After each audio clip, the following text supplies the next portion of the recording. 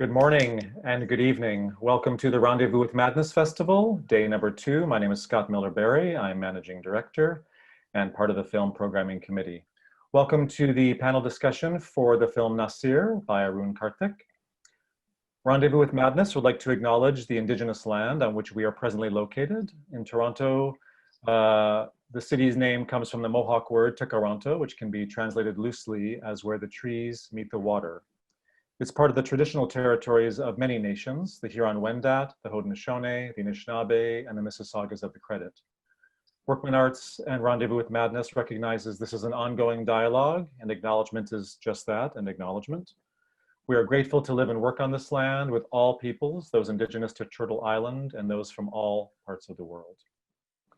Rendezvous with Madness values inclusivity, anti-oppression, and safety at all levels. Everyone has a role to play maintaining these spirits. Please see our statement and code of conduct on our website, which is workmanarts.com, and ensure that you are treating others with respect. We'd love to thank the South Asian Visual Arts Center, SAVAC, here in Toronto for co-programming this film. Special thanks to Indu Vishist and Tolin Tuk and Saj Sumal and the whole team at SAVAC. Thanks also to Tamil World Initiative for co-presenting this program. Some notes about questions. We hope that you will participate in the panel by asking our presenters some questions. If you wish to ask a question, please type it into the chat box, which is the upper right hand of your screen, and that will be shared with the moderator. We do apologize in advance if we can't get to every single question, but we will do our best in the approximately 45 to 60 minutes we have allotted today. We also have an active listener joining us. If you need to step off the panel, text them or reach out to them if you require any support, if anything's coming up for you during this event or in the film or in general, you can please get in touch with Amanda. Just gonna wait a moment, there's Amanda on the screen. And you can reach Amanda by phone or text at +1 647 696 0893. or email amanda.virtualdesk@gmail.com. Amanda's contact information is available on the Rendezvous with Madness webpage for Nasir in the black box on the right. We always value making time to discuss difficult content at Rendezvous. We do respect that you know your own limits and you'll seek out the kinds of support that you need. I'm now really honored to turn things over to our moderator, Pauni Arasu, who will introduce the panel. Thank you for joining us.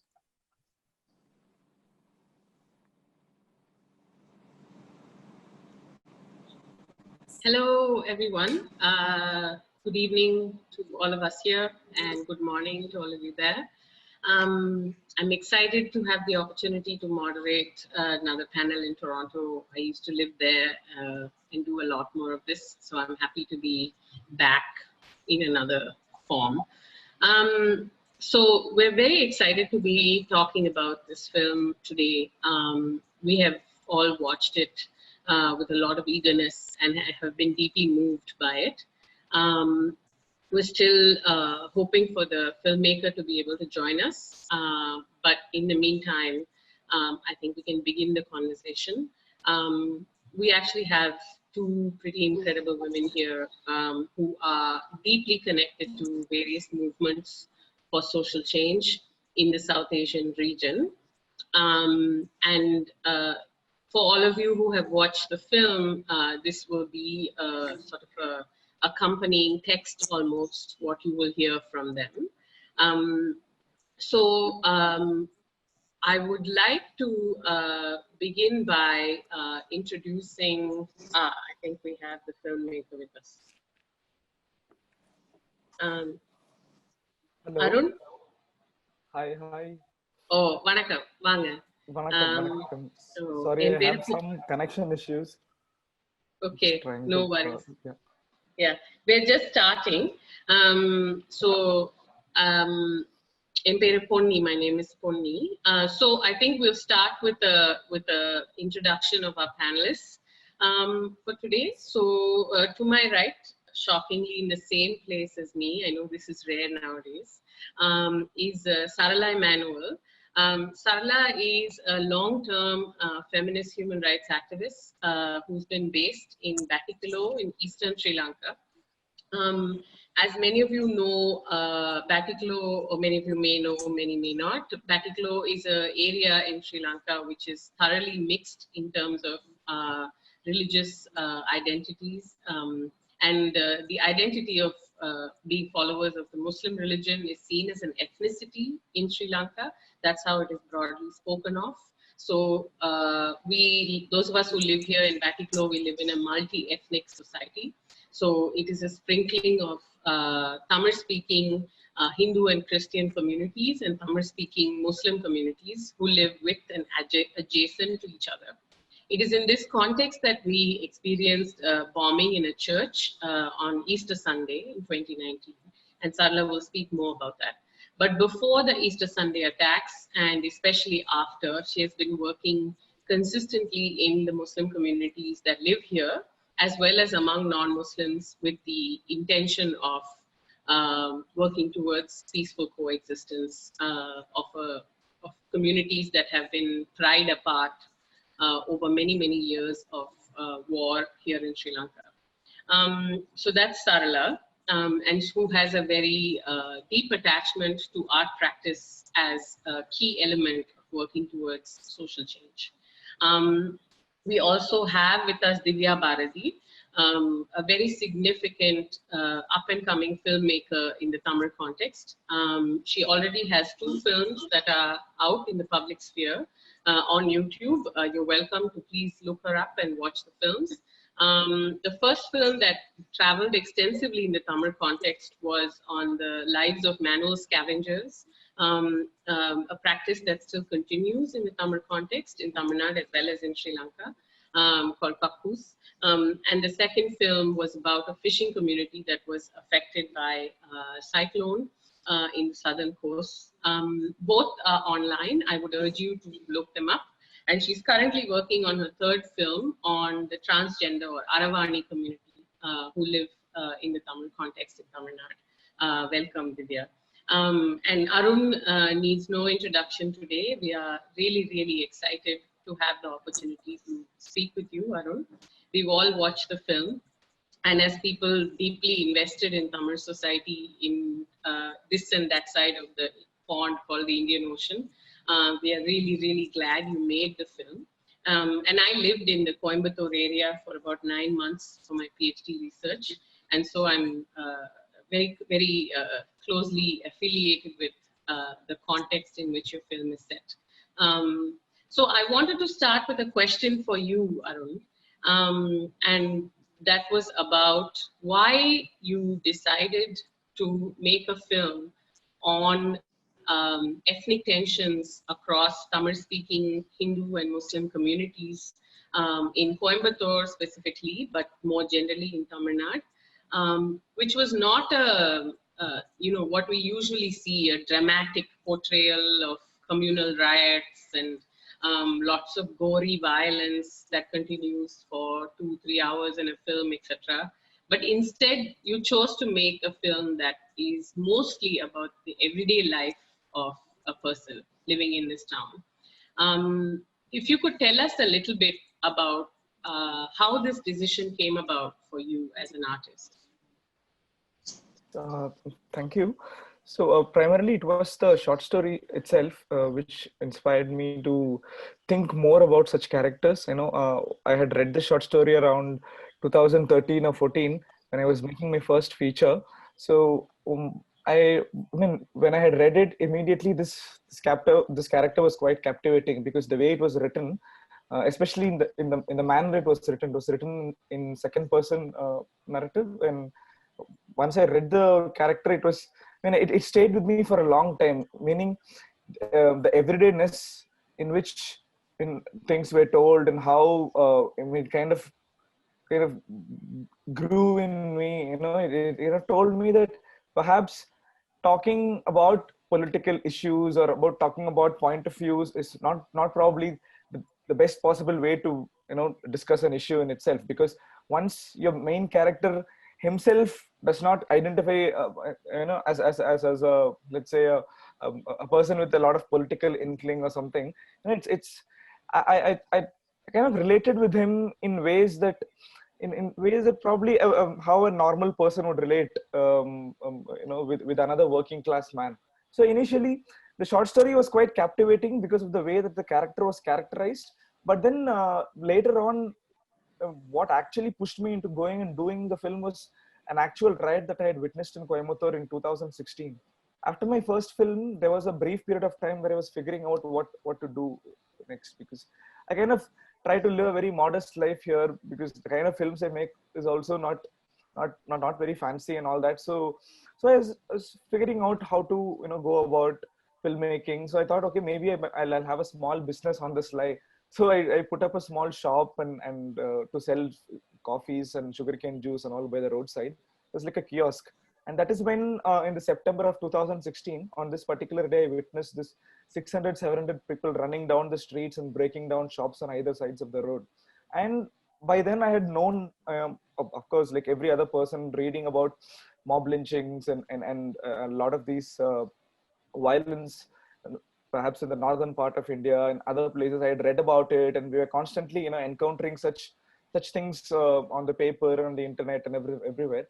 But to see actually my city going through something like that was like a sign to me. It was telling me that this is the story that I need to make, because I mean, I saw in front of me what was happening, and to my friends' shops and my shop and all that, and it took me back to 98, when Coimbatore actually was devastated by such public violence and riots propagated by for the right wing, and also by the fundamental left wing in the Muslim communities. So I was trying to look at how do I reflect all this, and there was this story which spoke about all of this in ways which I found interesting, captivating, and very sensitive.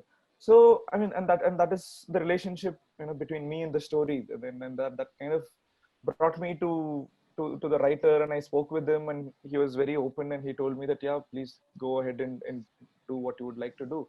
And I immediately took up a house in the neighborhood where the story was supposed to be shot in Coimbatore, and the whole process started. That's great. Thank you, Arun. I think there's lots of different details that we can keep talking about, especially in the Coimbatore context and the connection between caste and Hindu fundamentalism, for example. But maybe we'll see what people are interested in. But before going on, I'd like to ask Sarala to give a brief background on the Tamil-speaking Muslim communities of Sri Lanka and how this film spoke to you from your context.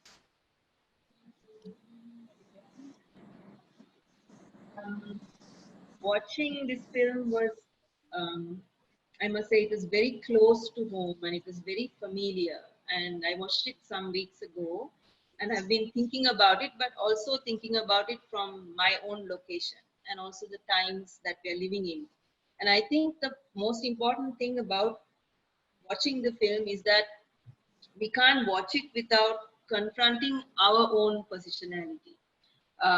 Who are we in this story?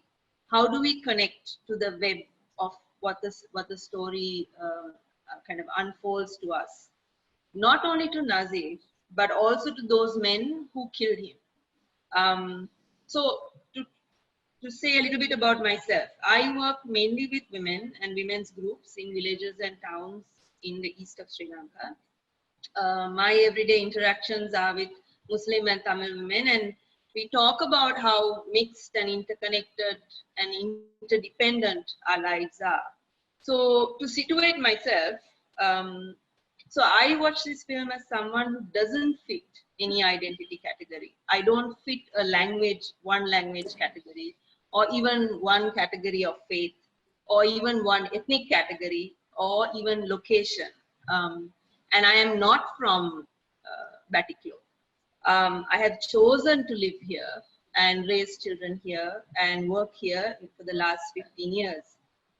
And also learn like language, culture, also unlearn a lot of things about myself, including class privilege, to recognize caste, and also to always be seen as a possible security risk for all actors who are connected to the war, because you don't fit any box. But as I watch the film, I also watch it as someone deeply rooted here, having built relationships over the years through a war, resisted a war and violence, collectively spoken up against a war and continue to do so. And somehow built friendships across these fault lines and identity lines and continuously crossing these lines. So little bit about Sri Lanka's history. I think the ethnic discrimination and hatred is quite complex, and it goes back to independence, I think 1948. And since then, both Tamil and Muslim minority communities have struggled with a majoritarian Sinhala Buddhist and often violent and racist state. The anti-Muslim racism and communal violence has a long history connected to the political economy of the country and also colonial rule. The 20th, 21st centuries is scattered with structural discrimination against minorities, including Muslims and Tamils, and recurring riots and communal violence. I also watched this film in a present, which is really tense, with the histories of the brutal war, histories of communal violence, all unaddressed issues, and where there's communal violence and I would say hatred and discrimination between Tamils and Muslims, between the Sinhala Buddhists and Muslims, and since the Easter attacks of 2019, Christians and Muslims also. And all of this under a very powerful Sinhala Buddhist state. But as I watch the film, what I connect to is the tenderness, the love, the everyday acts of kindness, the quiet moments of pleasure, buying flowers, a morning kiss, a poem, a love letter, discussing the lunch menu, jokes about love and sex. I also connect to the absolute meaninglessness of the violence and the intimacy of it. It's your own people at the end of the day, neighbors, shop owners, schoolmates, who are responsible for it. It's not a foreign army. So this everyday tenderness and comfort and interdependence, along with the unbearable brutality, which is in us. So my reflections come from a place of trying to respond to this here. And what do we do in this context? So for example, after the Easter bombings, where the key leaders who had organized those attacks came from the neighboring town, almost 2 days after the Easter bombings, we immediately went over to the Muslim village and tried to hold on to the relationships that we have as the women's groups. Tried to keep in touch, tried to meet. I also remember talking to our Catholic friends saying, you know, can we grieve the attacks? Can we grieve everyone who died together as Muslims, Tamils, Catholics? And sometimes it was not possible. Sometimes it was, sometimes it took time. So my reflections about the film are also that, can those men, or let's say the women from those households who rushed around burning and killing in the film, can they listen one day to people talking about Nasir, who he was? What will restore some kind of justice for Taj? How do we explain what happened to the children in that film? Like Nasir's boss's son, who knew him. How do we explain that violence to him? This is not to take away from the importance of structural discrimination or violence or the macro political context in which all this happens. But I think it's important, like I'm talking from a place of, while this is the reality, how do we still connect? How do we still hold accountable what happened, those who were involved, but also somehow not lose that connection in that process? Yeah, Thank you so much, Sarla. I think as someone who's aware of the context in Tamil Nadu as well as here in Sri Lanka, I think it was amazing how the film was in many ways very much a Tamil story, but at the same, because we have a very specific history with the followers of the Islamic religion, you can't generalize it for the region or for any of the nation states. But at the same time, it was also, like Sarla said, very universal story, where many of us working in context of ongoing conflict between different communities are asking ourselves these questions every day. How do we keep the connections? How do we tell the stories? Divya, அந்த கான்டெக்ட்ல வந்து நான் உங்ககிட்ட என்ன கேட்க விரும்புறேன்னா, இப்போ ஒரு குறிப்பிட்ட சமூக அளவில் இருக்கிற மாற்றங்கள், நடந்து கொண்டிருக்கிற வேற வேற என்ன சொல்ற சண்டை சச்சரவுகளுக்கு இடையால போய் நம்ம ஒரு கலை உருவாக்கம் செய்யறதுல வந்து என்ன மாதிரியான அந்த பயன்கிற சொல்லு நல்லதில்லை, பட் என்ன மாதிரியான தாக்கம் வந்து நம்மளால உருவாக்க முடியுது? கலைக்கும் இந்த சமூக மாற்ற செயல்பாடுகளுக்குமான உறவுகள் பத்தி கொஞ்சம் நீங்க ரிஃப்ளெக்ட் பண்ண முடியுமா? டிரான்ஸ்லேட் பண்ணிட்டேன் கேள்விய.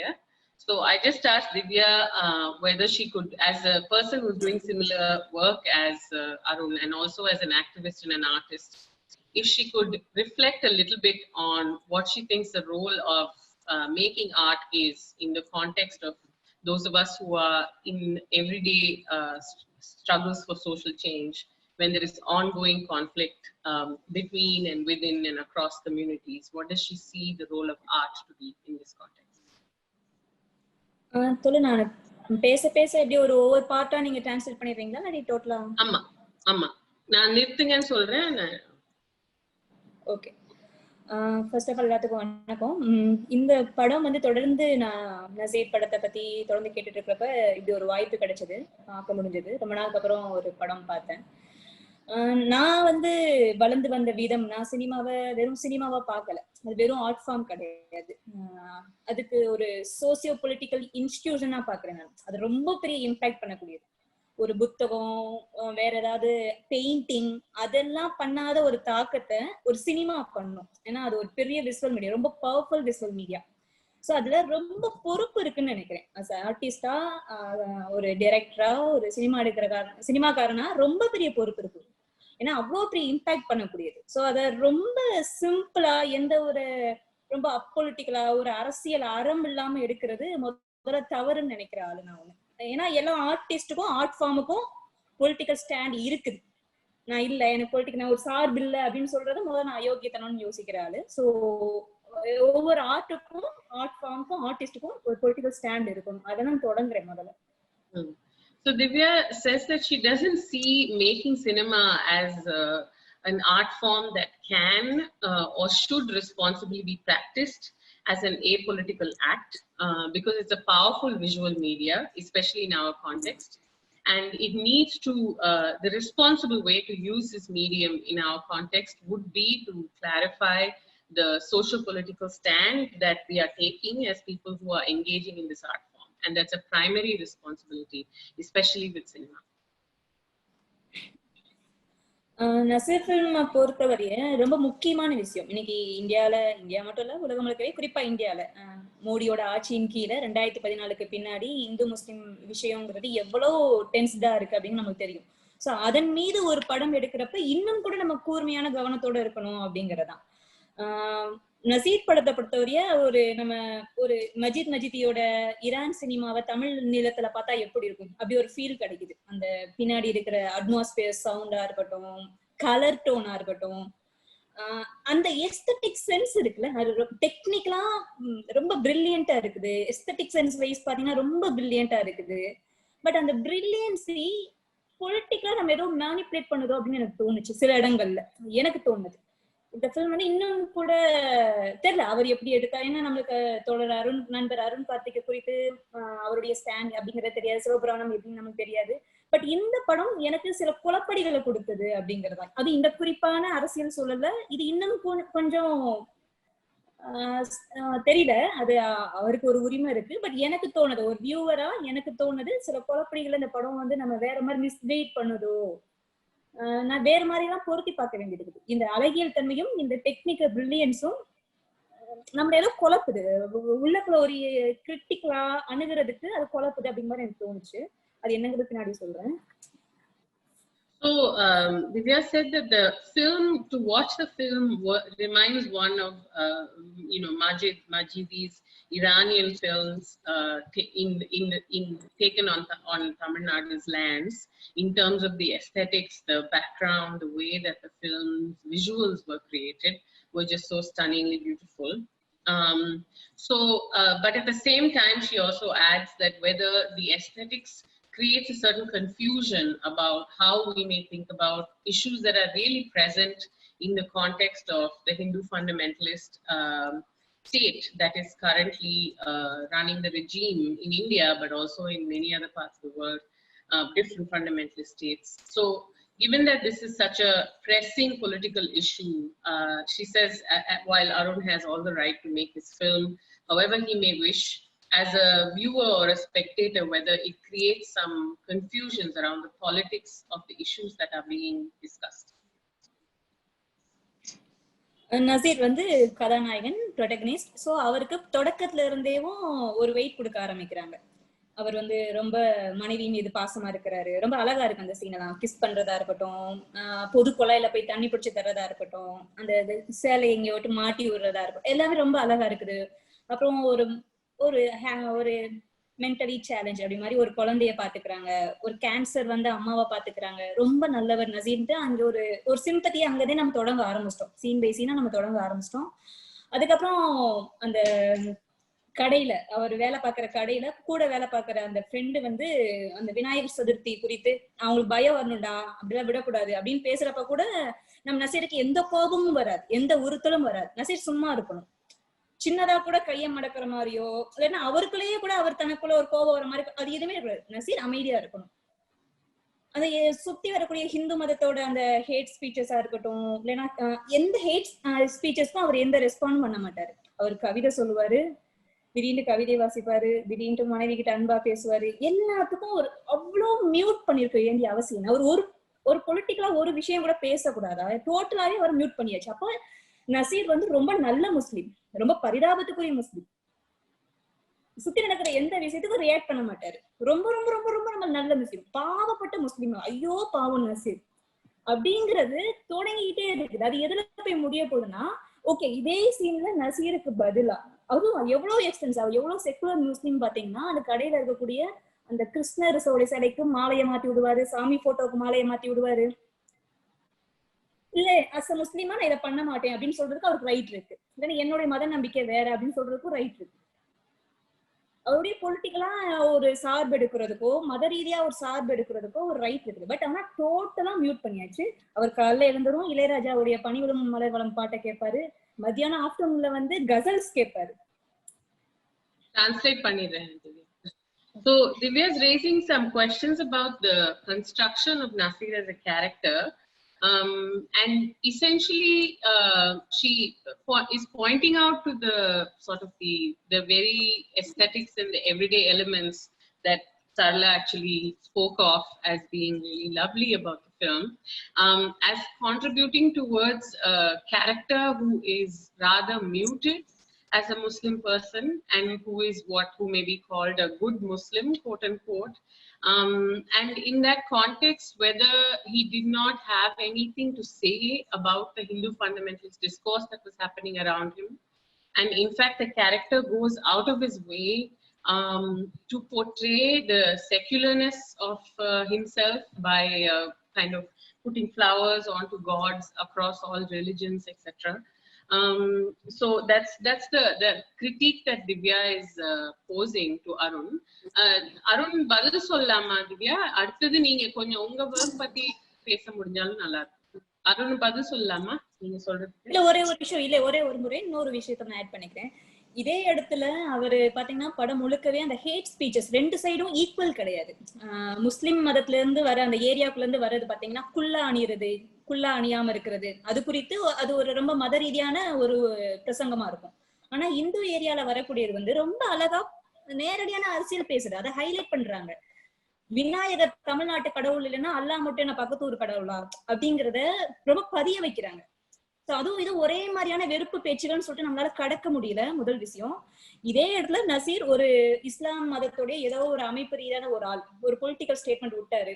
இல்ல கடை அந்த ஷாப் கீப்பர் ஓனர் வந்து அந்த ஹோட்டல்ல வடை நல்லா இருக்கும், இந்த ஹோட்டல்ல கேசரி நல்லா இருக்கும், இந்த ஹோட்டல்ல தோசை நல்லா இருக்கும்னு சொல்லிட்டு இருக்கிறப்ப அந்த ஹோட்டலுக்கு மட்டும் போகாத, கருப்பு கலர்ல தாடி வச்சுட்டு ஒருத்தர் இருப்பான், நல்லா கருன்னு தாடி வச்சுட்டு, அவ்வளோ கெட்ட நாத்து அடிக்கும் அவன் மேல அப்படிங்கிறது. அப்புறம் அவங்க வீட்டுல பாத்தீங்கன்னா நாங்க ஒரு சைவ பிள்ளை அப்படின்னு சொல்லி அடையாளப்படுத்திக்கிறது, அந்த வெஜிடேரியனிசத்தை ரொமான்டிசைஸ் பண்றது அப்படின்னு படம் முழுக்க இவங்களோட ஸ்டாண்ட் இவங்களோட விஷயங்களை இது பண்ணிட்டே போலாம். பட் ஆனா இது எல்லாத்தையும் டாலரேட் பண்ணிட்டு நசீர் இருக்கணும். அது இல்லாத ஒரு முஸ்லீம் அங்க இருக்கட்டுமே, ஒரு பீஃபை வந்து ரொமான்டிசைஸ் பண்ற இல்லைன்னா ஒரு தவிதி ஜமாத்திலேயே மெம்பரா இருக்கக்கூடிய ஒரு முஸ்லீம் இப்படி கடைசியில ஒரு மாப் லிஞ்சிங்க்கு ஆளாயிருந்தாருன்னா இந்த அனுதாபம் வந்து இருக்குமா ஆடியன்ஸ்க்கு இறுதியில?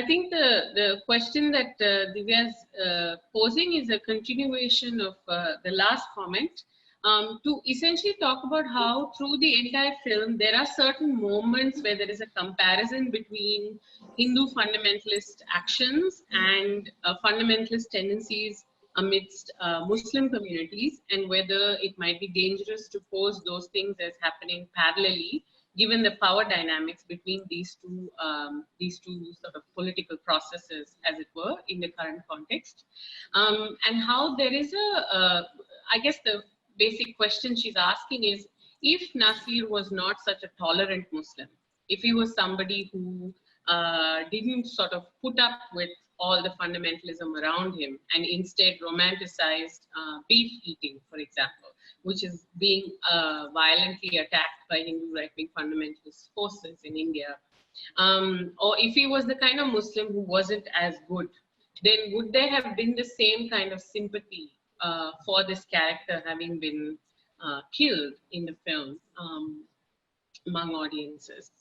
I think that's her question. Badal soltuma thora. Hello. Yeah. So okay. Primarily, a lot of people who might identify themselves as political activists might probably want a certain protagonist to carry a certain political ideology, and nothing wrong with such expectations. But this film is an adaptation of a short story, and I tried to stay true to the short story in ways that I relate to. The original short story in itself was inspired by an actual character, an actual salesman who lived with the author, and something happened to the salesman and such. So we tried to look at this character from an everyday reality perspective, from the context of an ordinary man. Now, like Divya says, of course, I mean, there are all kinds of Muslims, and to make a film about a Muslim, one can characterize a Muslim in different forms, in different ways. But what is the kind of Muslim that you would like to talk about? You know, I mean, that question once posed to the author, or author of the short story, and to me, the answer, I mean, quite evidently, both in the short story and the film, is that a Muslim who, I mean, sees himself as a part of a larger reality, where, I mean, see, in an everyday situation, not everybody responds to all kinds of political attacks. You know, in Nasir, he's working in a shop, and he knows that his position in that shop is to just, you know, take care of his job. You know, there are numerous occasions in outside, if to imagine outside the world of the film, there are at numerous moments people might, you know, talk bad things, might talk racist things, might talk things that might trigger him. But he as a character thinks that he's beyond such small provocations, you know, and I think everybody should be free to characterize such characters where they don't actually react to everyday provocations, you know. But I mean, even though Muslims are a minority in the country, if you look at all political protests or actual you know, where people like react and confront you know, such things, there are not every Muslim is politically charged, even though I mean, they might have or might not have political ideologies of their own. They don't go out and fight with people on an everyday basis in their workplace or with I mean, even in a shop, when somebody is saying something, they don't go and prove back or like fight back to them, saying that how dare you say such things about a Muslim or anything. Nasir understands that he, I mean, needs the job, he needs to work there, and he understands that, of course, a lot of intolerance exists even among his friends, his neighbors, and all that. Yet he tries to invest himself in a world that he's constructed for himself.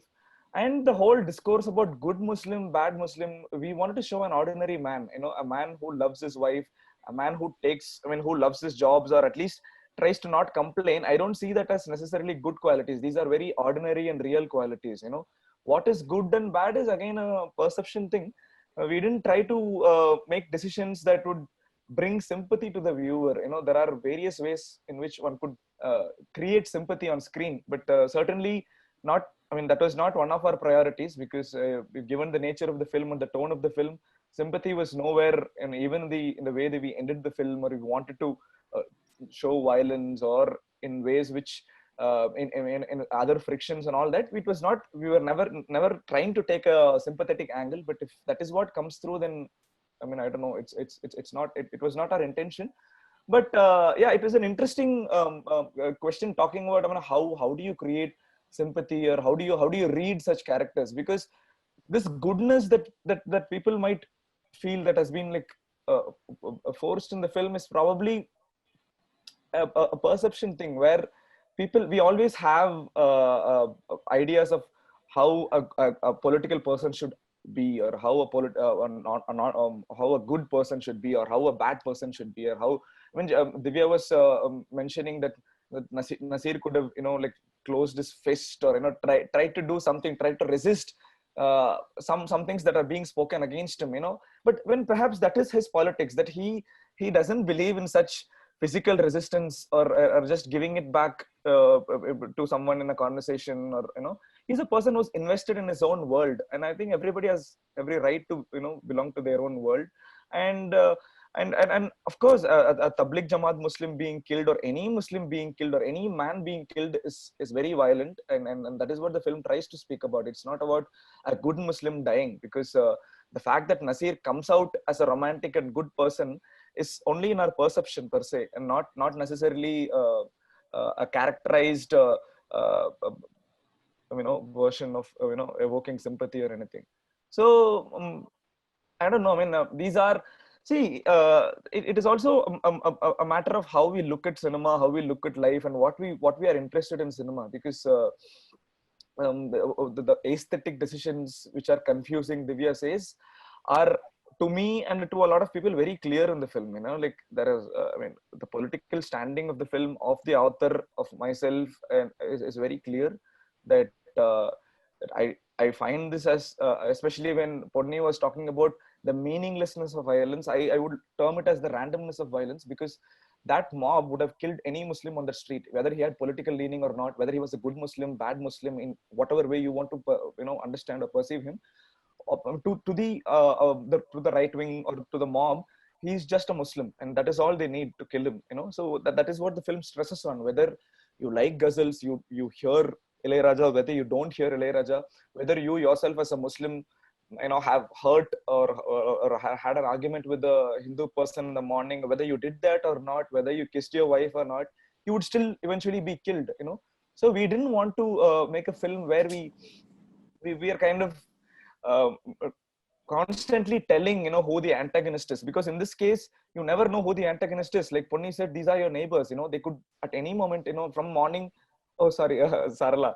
Yeah, so these are your neighbors and friends, and people from the market who you thought know you, or you had known them.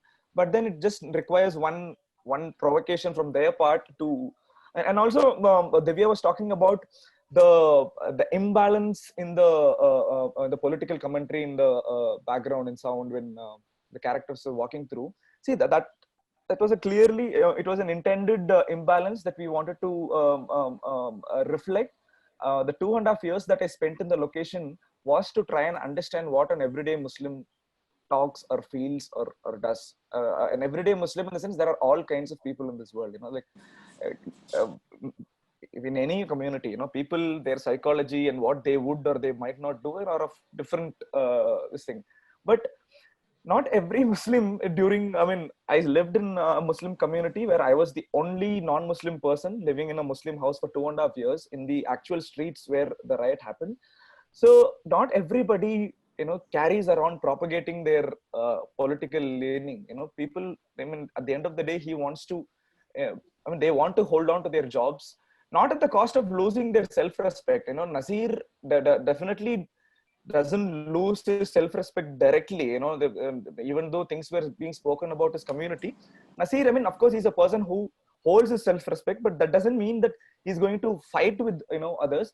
Coming back to the social political commentary, me living in that space for 2.5 years and trying to document all the political speeches that were happening in and around Coimbatore, 90% of the cases, the provocation was from the Hindu right-wing meetings and all of that.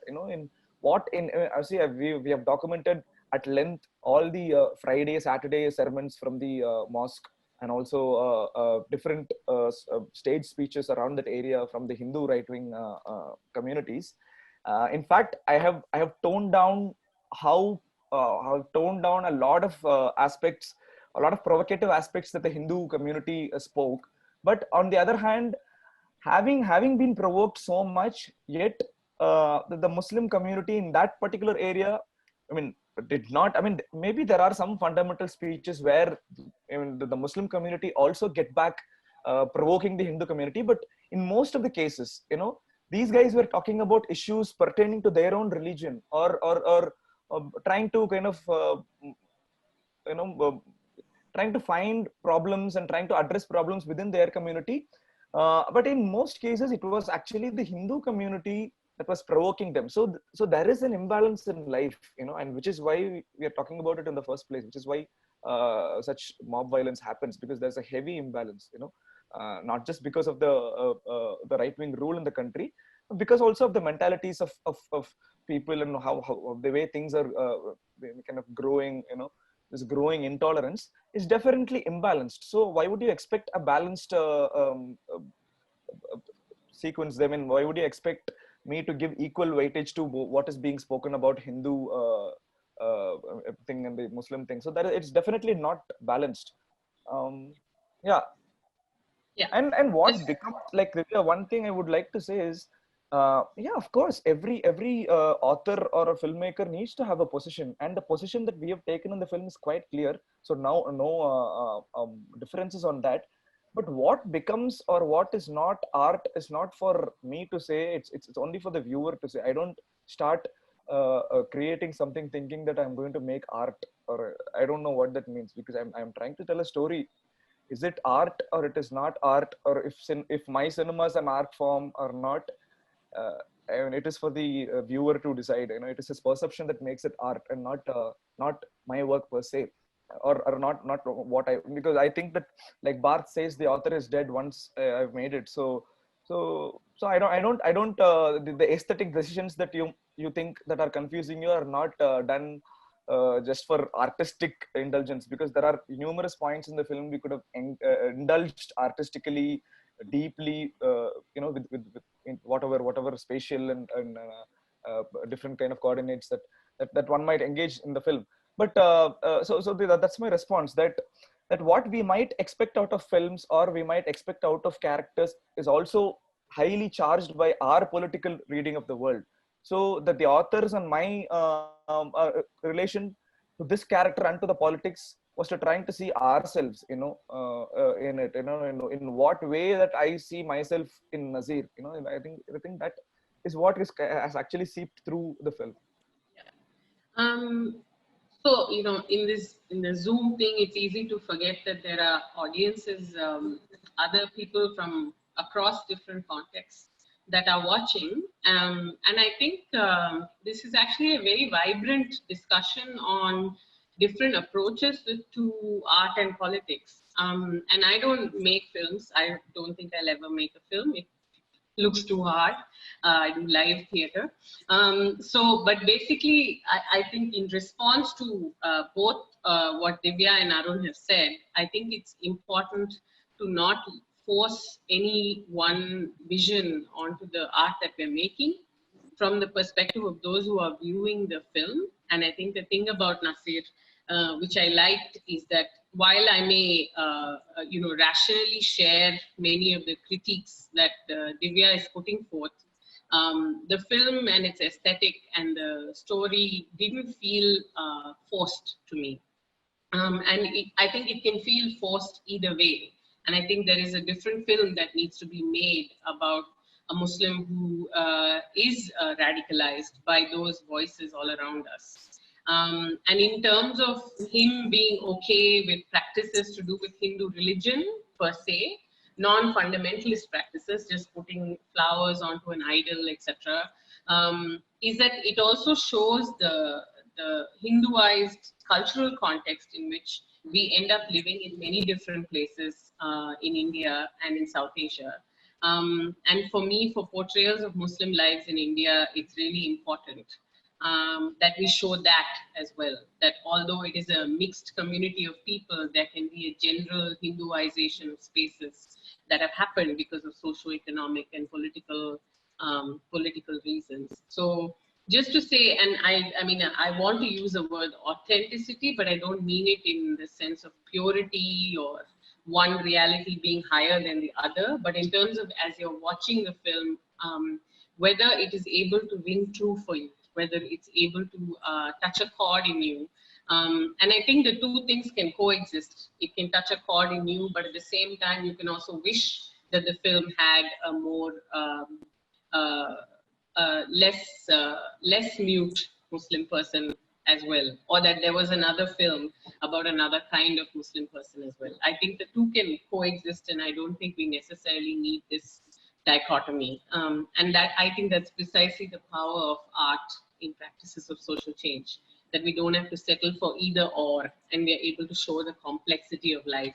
Those of us working with communities every day know that stories are never simple, and they're always very complicated.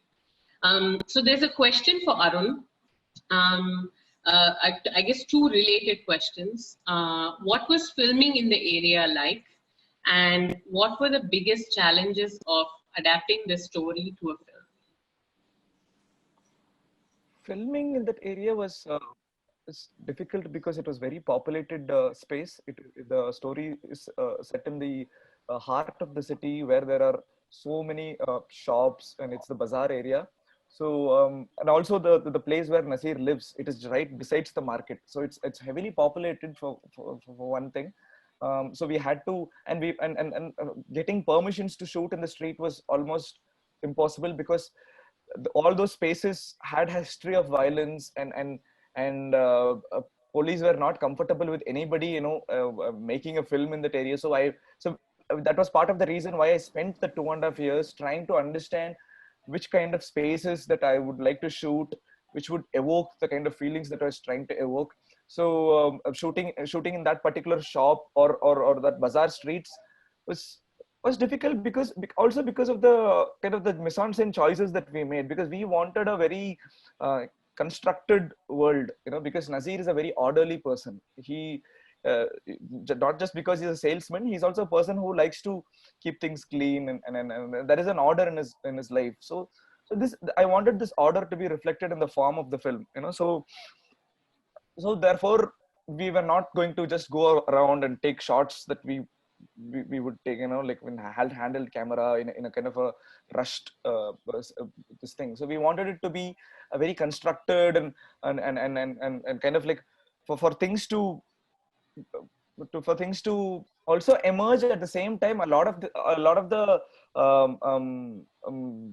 sequences where extras and other people are present. We also want to do it with the presence of actual people, not stage everything. Only few characters were actors, and most of the people around the space were not staged. So which brings in a kind of let's say a lived-in quality to the film, because in order to understand where to put your camera, how to see, and even if you were to shoot in a flower market, or to shoot from one side of the street, or to shoot them getting onto a bus and all, to try and understand how do we create this ordinariness and yet to have this particular focus and interest in this character? How do we do that? And that was the challenging part, actually. Like, how do you arrive at a mise-en-scène which is once both very casual and very candid, at the same time is highly constructed?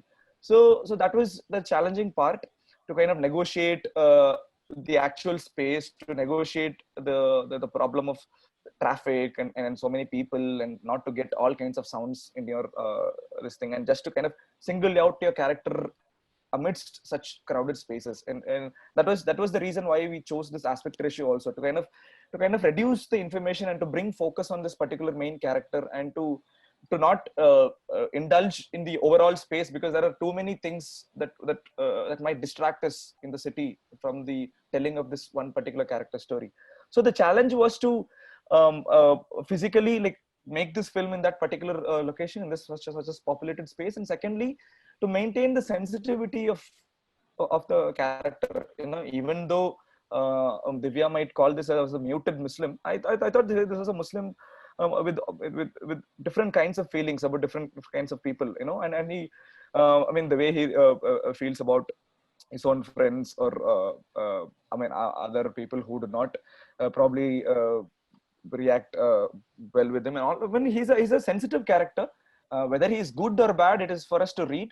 But there was a certain sensitivity in him which had to be translated visually, and that also was challenging, because we didn't want to do anything that would make him sympathetic. I think we have not done that. So what have we done is to make him ordinary, and to show an ordinary man on screen itself feels that at times extraordinary, but to create this ordinariness was also a challenge, actually. Sorry, there's a question about your future projects, Arun. But before we go into that, I want to ask all our panelists. I think Divya is still with us. The other question that's come, which basically says, while acknowledging that this is a fully non-Muslim panel, in your context, is there ways that Muslim communities can self-represent how they live? So in the panel, பேசிட்டு இருக்கவங்க யாரும் இஸ்லாம் மதத்தை சேர்ந்தவங்களா இல்லாத இதை வந்து சொல்லிட்டு அவங்க கேட்குறாங்க. அந்த மதத்தை சேர்ந்தவங்க எப்படி வாழ்றாங்கங்கிறத பத்தினது வந்து அவங்க எப்படி தன்னைத்தானே ரெப்ரசென்ட் பண்றாங்க உங்க கான்டெக்ட்லன்னு கேட்குறாங்க. I'd like to quickly answer this question. Thank you so much for pointing this out. But at the same time, I also think this isn't one of those instances where we can, cancel or diminish the effect of this panel by virtue of it having no Muslim person on here, because we're also speaking from a context where there isn't enough voices emerging from other communities that are speaking up for what's happening to our society at large. So in that sense, I think the thing about Nasir also that I found interesting is that it confronts the viewer, especially of non-Muslim communities, with the reality of this person's everyday life. And then it confronts a Hindu Indian person with the reality of people who have killed him in your name as a Hindu Indian person. And many of us have been saying "not in my name" since the Gujarat carnage in 2002, and we say it every day. So there is that, and then I let the other panelists respond to self-representations of Muslim communities in your context. Maybe Sarla, if you could start. Representation or self-representation, but with the point I ended with, like, what do we do in the context of such violence in our communities? And I think apart from having like really honest, deep conversations across these kind of boxes that we are all fitted into, and not talking from your box, but also trying to push your own box and see how these boxes also constrain our imagination of what we can do in the context that this is our larger, bigger reality, almost making you helpless in a sense. So just to share kind of maybe two stories of kind of moments where we tried to respond in this context. One is about, it's about a flower pot actually. This was a flower pot painted by my friend Pamia. She wrote on it about, and we planted a jasmine in that flower pot, and she wrote on it, let's remember all the men and boys who were forcibly taken and disappeared in 1990 from this particular refugee camp. And they were all Tamils.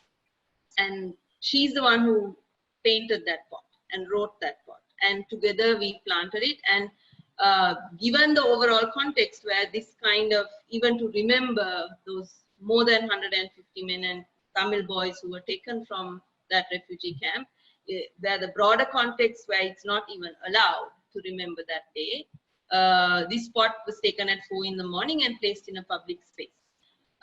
So why I'm sharing that one story is about how we also try to push ourselves out of these boxes we are fitted into. And perhaps for me, it's, I have also, that's why I said I also watched this film also confronting my own identity, right?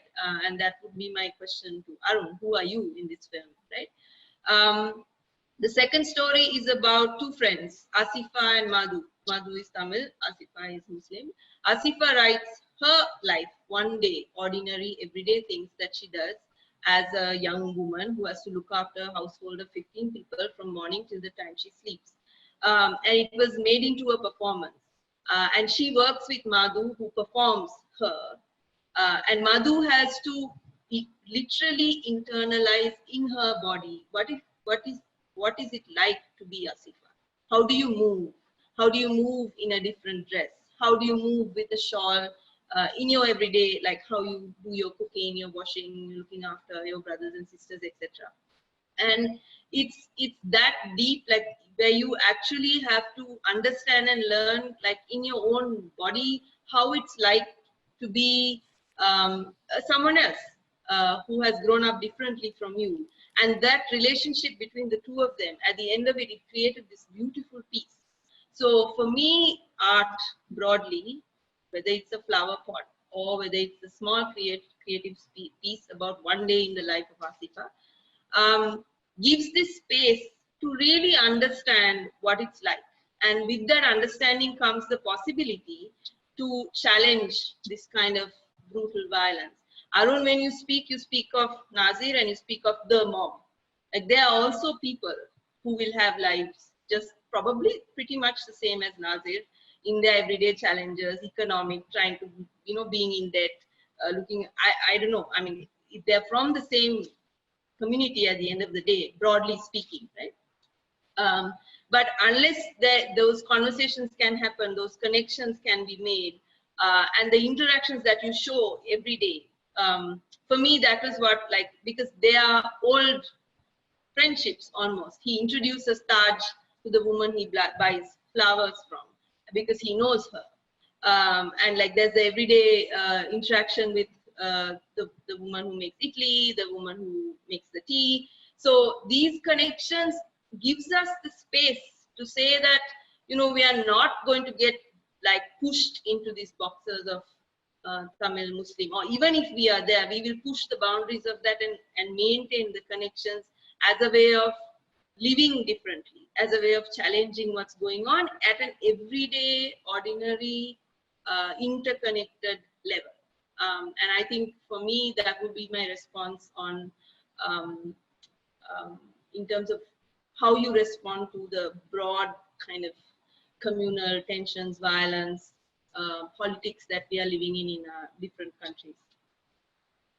Just to clarify that while Asifa could have very easily played herself in the play that she wrote, she didn't, because the current renditions of conservative Islam that exists in the region where we are in bans her from performing on stage. And that's why Madhu had to play Asifa in that play in the first place. So Arun, there's a few questions for you about your future, but if you could just take up Sarla's question really quickly and tell us, who are you in this film? Where do you put yourself in this process? Yeah, about high value of self-representation highly, and in this situation, I mean, with the context of telling a Muslim story, I'm definitely sure that a Muslim person making this film perhaps would have made a better film, or when given that, I mean, should the film be politically charged? I mean, so should the character be politically charged or not? That is, I mean, that is up for one's own perception and up for debate. But then certainly, I mean, a Muslim person coming from that particular community, or somebody who's gone through at first hand, who is still going through such uh, violences, or all kinds of racial abuses, I mean, he would definitely have a much more stronger and a more uh, let's say a more personal narrative to tell us. But me in the film is I have just trying to relate to this whole thing from the angle of a normal lower middle class working person. That is me. How do I see myself in the film is how we've approached the character, even the author and myself. I think it is said a lot in the way that in the mutedness of it, or in the subtleness, what another person would call it mutedness, is, let's say, is in the subtle understandings, and and in ways we would like to engage with everyday realities, just to like kind of create a bubble for yourself, where even though you try to push the box, yet you try to think of yourself from a very let's say a humanist angle, where you try to see every other person as a person first, and then then look at their politics or their religion, and because even a person, a right-wing person dying in a mob is not to be overlooked, or not to be looked down upon. So I mean, any kind of violence is heartening, because the whole point of I mean, any kind of violence is disturbing, and the whole point of the film is to look at the life of a person. The life of a person is very beautiful, even though he might have issues regarding his religion, or his everyday, or his economy, or anything. I mean, there is a lot of beauty to life, and nobody has the right to take anybody's life away, and especially in such a manner. So my position was that I am a helpless observer, and the only thing that I could do is probably kind of narrate how helpless I am in observing the death of Nasir. The way we shot the final sequence was also to elucidate how helpless the viewer, or the let's say the public, is in such acts of violence. So yeah. There's a question here that's more of a comment, I think, but I'm just going to read it out because it's beautiful. The film and its protagonist, Nasir, share a tendency to live out reality like a poem. Would you agree that every day in Nasir's world already contains a poetic truth about love, ethics, and life that is inaccessible through identity politics? And perhaps in line with your brilliant answer to Divya's conception of art as a political tool, how much importance would you place on the everyday experience? In other words, do you think becoming deeply responsive to one's ordinary reality seems more important than taking a political standpoint? It's a whole, that's a whole other panel discussion, no? About how we practice our politics. And again, I want to refrain from dichotomizing these two artists here. I know like people may try to do that because it's exciting, but that's precisely what we're trying not to but do. like you said, a film about a charged person is a different film in itself, and a lot of people expect to see that film, but yeah. Yeah, and I think we need both kinds of filmmakers in the world, frankly, given the excuse my language, but shit that we are living through in the current context. Huh? Yeah. So, Arun, there are some questions about how you are planning to distribute the film and what future projects you are currently working on. We were planning to release the film in theaters, but now given the situation with theaters in Tamil Nadu, we are not particularly sure which distributor is going to pick it up and do that for us. But we are trying our best to get a limited theatrical release for the film if that happens. But there have been efforts to get the film distributed also on different OTT platforms. That is going on at one level, but we're trying to again show the film in different festivals wherever we've been invited. And we might have a theatrical release in Brazil. The film was also theatrically released in Netherlands in 2022 screens. So besides this, I'm working on my next story, which is set in the mountains here in Coimbatore. I am from a village actually called Tadagam, which is 20 kilometers away from Coimbatore city. So I am living in my village now. It's a mountain village. So the film is set in the village based on a lot of events that happened in our village. So I like to put myself in the place of action, in the location, to live there for a while and to look at characters in real and try and understand the different variations in what we might want to in ways we would like to characterize them and how they are, you know.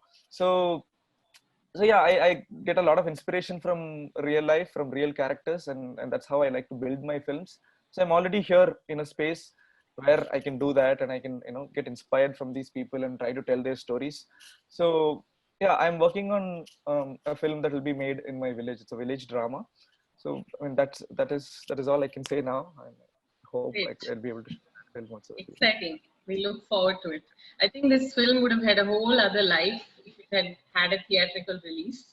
For those in Toronto who may not have a sense of what theatrical release means in our context, we're talking, you know, many lakhs of people having watched this film, because we are a place of much population and much film watching as a people. So it's unfortunate that we're not able to see that live for this film. Divya seems to have some technical difficulties, unless she's back.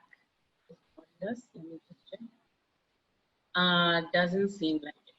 Okay, so if there are no other concluding comments from either one of you, or Scott, if there's nothing else, I think we are done talking for now. Thank you, Pani. I would just love to thank the panel for your time today, for this really deep, personal, political, complex, meaningful discussion. So I'd like to thank Director Arun Karthick, Pani Arasu for moderating, and Sarala and Bharati for joining us. It's a reminder that the film is also screening again this evening at 7 p.m. Toronto time. And we'll be replaying this discussion recorded after the film for the audience again. And the active listener, Amanda, is available if anyone would like to chat with her about anything that came up. The information is on the Nasir webpage on the Rendezvous website. And we hope that you'll come back for other films and discussions and workshops that are happening over the next 9 days. Check it out on our website. Everything is free or by donation. And again, thank you all for your time, and congrats, Arun, and thanks for sharing the film with Rendezvous audiences. Thanks to SAVAC and Tamil World Institute for co-presenting. Thank you, everyone. Thank you. Good night. Yes. Good day. Good night and good day. Yeah. Yes. Good day to you guys. Thanks, Indu. Thank you. Bye. Thank you, everyone. That was really a rich conversation.